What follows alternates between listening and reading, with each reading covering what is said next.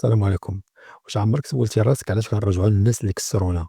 علاش القلب كيجري في اتجاه الغلط؟ ماشي حب هذا، هذه برمجة. العلم كيقول أن الدماغ ما كيتعلقش بالإنسان، كيتعلق بالإحساس اللي عاش معاه. وإلا كان عندك نقص الطفولة ولا احتياج قديم، الدماغ كيبقى كيقلب يكملو، حتى ولو عند الشخص الغلط. هذه سميتها تروما براند أو الارتباط الجارح.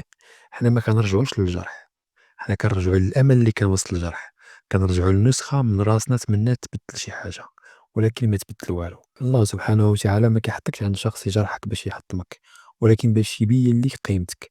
قال الله تعالى: وعسى أن تكرهوا شيئا وهو خير لكم، وأحيانا الخير هو الابتعاد.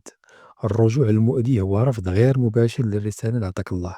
إذا بغيتي تحبس هاد الدائرة هذه، خصك تعترف بالقيمة ديالك، سد الأبواب اللي كتأذيك ولو بالقوة، وكرر هاد الدعاء: يا ربي بدل هذا التعلق بمحبة لي منك. سلام.